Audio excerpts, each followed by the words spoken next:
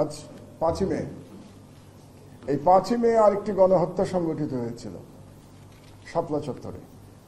আমি সেই শাপলা চত্বরের শহীদদের প্রতিও আমার শ্রদ্ধা নিবেদন করছি এবং সকল শহীদের পরিবারের প্রতি আমার আন্তরিক শ্রদ্ধা, কৃতজ্ঞতা এবং সম্মান। বাংলাদেশের মিডিয়ার অবস্থা আমরা 44 ভাগ অবনতির মাধ্যমেই বুঝতে পারি যে একটা দেশের মিডিয়ার 15 বছরের মধ্যে 44 ভাগ অবনতি হয়েছিল। আমার ধারণা, আমি জানি না, আমি চেক করি নাই, যে এটা পৃথিবীতে একটা বিশ্ব রেকর্ড হতে পারে যে কোনো রাষ্ট্রের 15 বছরে 44 ভাগ অবনতি। আমার মনে হয় বাংলাদেশ ছাড়া আর কারো হয় নাই। তো এর মাধ্যমেই আমরা মোটামুটি বাংলাদেশের মিডিয়ার যে কি পরিস্থিতি হয়েছিল সেটা উপলব্ধি করার জন্য যথেষ্ট বলে আমি মনে করি। তো আজকের যে আয়োজন, সেই আয়োজনে একটি হচ্ছে যে যারা নিপীড়িত হয়েছে গত সরকারের সময়, মানে সংবাদ মাধ্যমের মধ্যে, তাদের অভিজ্ঞতা বর্ণনা করা। তো আমার যে অভিজ্ঞতা সেটা বর্ণনা করতে গেলে এরকম অনুষ্ঠানের সারাটা দিন লেগে যাবে, ওই চেষ্টা করে লাভ নেই। কারণ 1500 দিনের উপরে আমি জেলে ছিলাম, 39 দিনের উপরে রিমান্ডে ছিলাম, আয়নাঘরে ছিলাম, এবং মামলার সংখ্যা, এখানে একজন পত্রিকার সম্পাদক বললেন যে তাদের পত্রিকার বিরুদ্ধে মামলার সংখ্যা নাকি 49টা, আমার বিরুদ্ধে মামলার সংখ্যা 124টা। তো কাজেই এগুলো বর্ণনা করলে সময় শেষ হয়ে যাবে, আমি এই বর্ণনার মধ্যে যাব না। শুধু দুই একটি প্রাসঙ্গিক ঘটনা বলা দরকার পরিস্থিতি বর্ণনার জন্য। মিডিয়ার বিরুদ্ধে প্রথম আক্রমণ শুরু হয়েছিল আমার দেশ দিয়ে, এবং যে স্টোরিটা দিয়ে আক্রমণ শুরু হয়েছিল, সেই স্টোরি যিনি লিখেছিলেন তিনি আমার পাশে বসে আছেন আজকে। আব্দুল্লাহ সিনিয়র সাংবাদিক ছিলেন আমার দেশে, এবং তিনি বিগত ফ্যাসিস্ট শেখ হাসিনার পুত্রের একটি দুর্নীতির সংবাদ প্রকাশ করেছিলেন 2009 সালের ডিসেম্বরের 17 তারিখে, এবং আমি আর তিনি মিলেই আমরা এই সংবাদটি আমরা প্রকাশ করেছিলাম, দুজন মিলেই আমরা করেছিলাম এই কাজ। এবং তার জন্য সর্বপ্রথম তার উপরে আক্রমণ হয়, তার গাড়ির উপরে বোমা নিক্ষেপ করা হয় কাকলি রোডে, এবং তিনি কোন ক্রমে গাড়ির থেকে পালিয়ে চলন্ত বাসে উঠে সেদিন প্রাণ বাঁচিয়েছিলেন, এবং তার গাড়িটি ভেঙে দেওয়া হয়েছিল, এবং তার ড্রাইভারকে ধরে সেখানে সন্ত্রাসীরাই মারধর করেছিল, তাকেই উল্টো ছিনতাইকারী বলে তাকে পেটানো হয়েছিল সেই দিন। তো আব্দুল্লাহ প্রাণে বেঁচে গেছিলেন, এবং সেই দিন থেকে আমাদের বিরুদ্ধে ফ্যাসিস্ট হাসিনার ব্যক্তিগত লড়াই শুরু হয়েছিল, ব্যক্তিগত আক্রমণ শুরু হয়েছিল। অনেকেই সেদিন আমাদেরকে বলেছিলেন, আপনাদের বুদ্ধিশুদ্ধি কম আছে, এত তাড়াতাড়ি আপনারা সরকারের বিরুদ্ধে লিখতে গেলেন কেন? মানে অনেকেই আমাদেরকে উল্টো অভিযোগ করেছিলেন যে আমরা নাকি হঠকারী ভূমিকায় গিয়েছিলাম। আরেকটি বলে দিই আপনাদেরকে, আপনারা ডিজিটাল আইনের কথা বলেন, আইসিটি আইনের কথা ভুলে যান। ডিজিটাল আইনের ফাদার ছিল আইসিটি আইন। আইসিটি আইন থেকেই ডিজিটাল আইন জন্ম নিয়েছিল। সেই আইসিটি আইনের প্রথম যার বিরুদ্ধে মামলা হয়েছিল তার নাম মাহমুদুর রহমান। সেই আইসিটি আইন যে পত্রিকার বিরুদ্ধে প্রথম মামলা হয়েছিল সেই পত্রিকার নাম আমার দেশ, এবং সেই মামলা এখনো চলছে, এবং সেই মামলা আজ পর্যন্ত সরকার উইথড্র করে নাই, কারণ সরকারই ওই মামলার বাদী। গতকাল হাসনাত আব্দুল্লাহর উপরে আক্রমণ হয়েছে।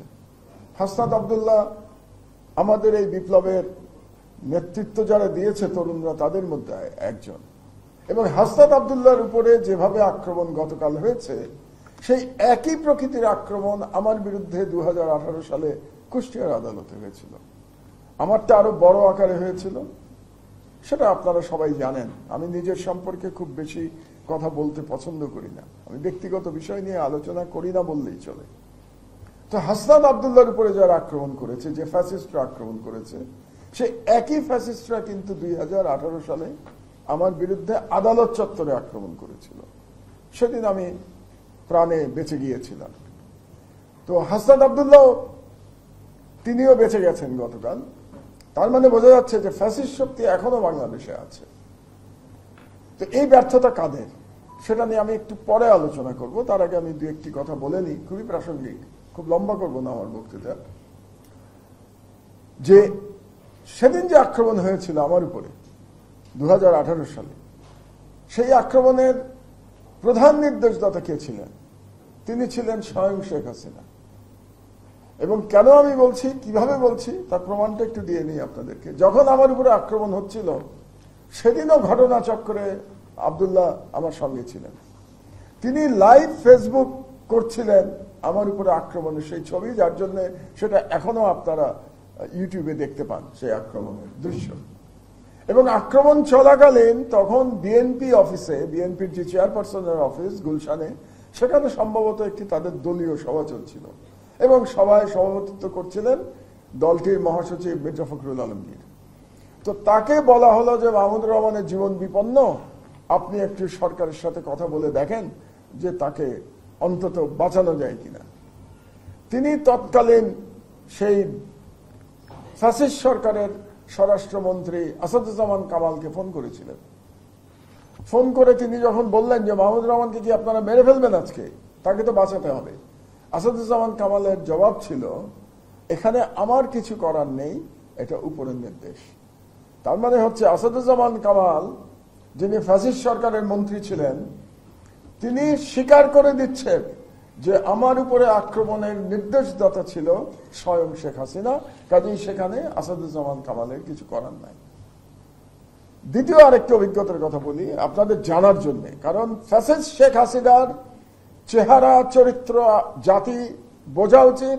আমার ধারণা জাতির সব অংশ এখনো বোঝে নাই, যে কারণে আমরা এখনো বক্তব্য দিতে গিয়ে শেখ হাসিনার আমলের সাথে অন্য আমলের তুলনা করি।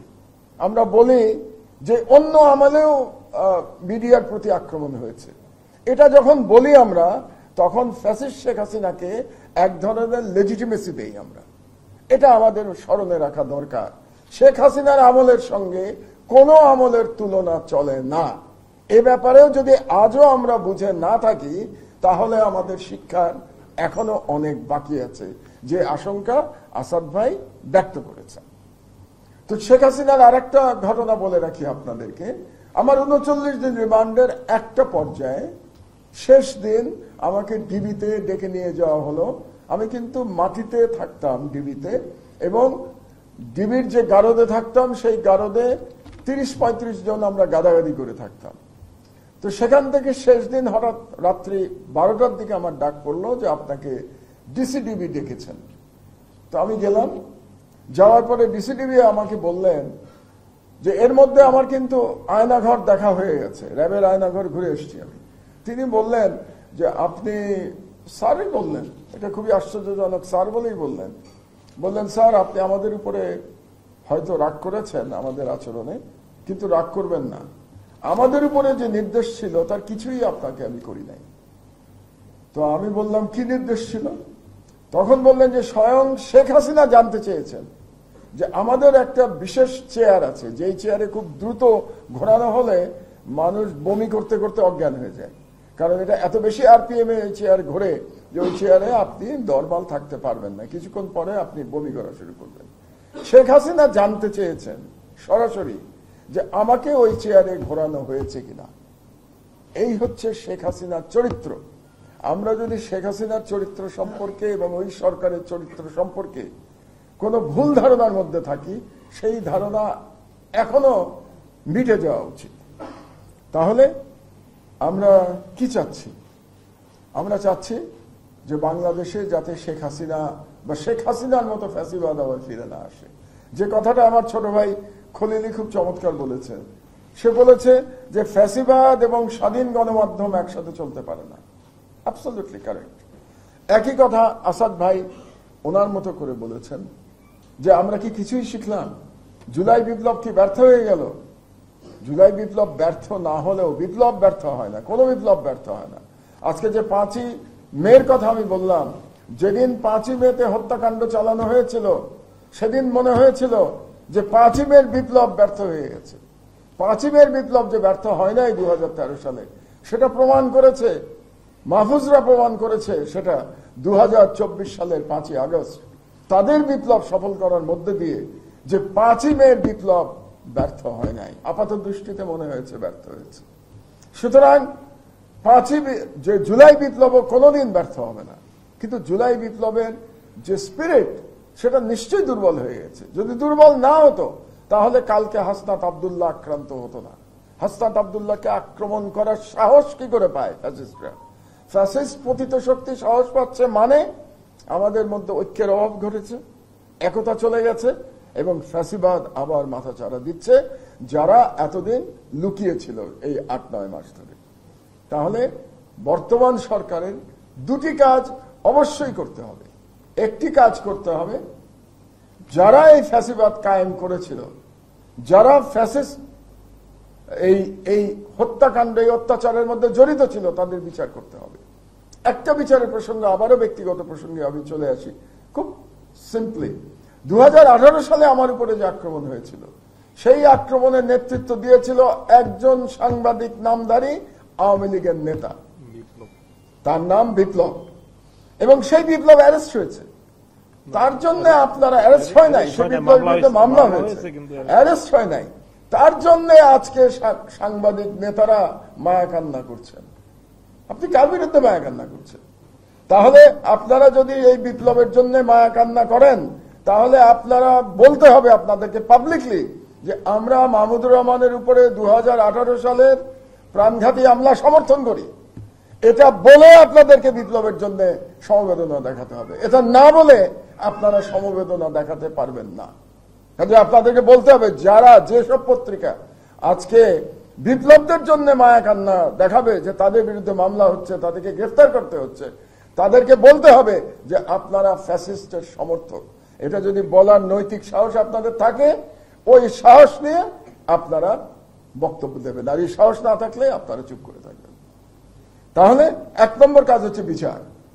বিচারে দীর্ঘসূত্রিতা হচ্ছে, সরকার ব্যর্থ হচ্ছে, দীর্ঘসূত্রিতা হচ্ছে, অ্যারেস্ট হচ্ছে না।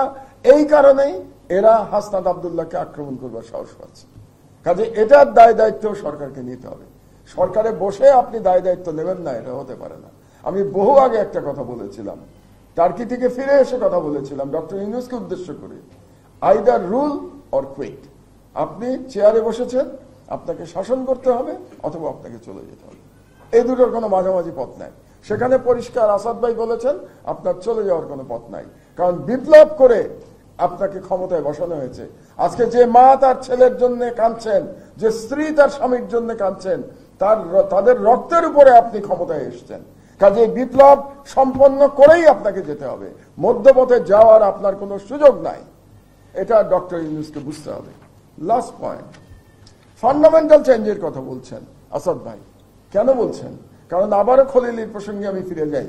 ফ্যাসিবাদ এবং স্বাধীন গণমাধ্যম একসাথে চলতে পারে না। তার মানে আবার যে ফ্যাসিবাদ আসবে না তার গ্যারান্টি কি আছে? আমরা কি রাজনীতিবিদদের সদিচ্ছার উপরে ছেড়ে দিব যে না না শেখ হাসিনা খারাপ লোক ছিল, সে ফ্যাসিবাদ কায়েম করেছিল, আমরা রাজনীতিবিদরা সবাই ভালো, আমরা করব না? এভাবে হবে না। There must be a system. সরকারের সিস্টেম হতে হবে, ফান্ডামেন্টাল চেঞ্জ হতে হবে, যার মাধ্যমে অন্য কোন শেখ হাসিনা চাইলেও ফ্যাসিস্ট হতে পারবেন না।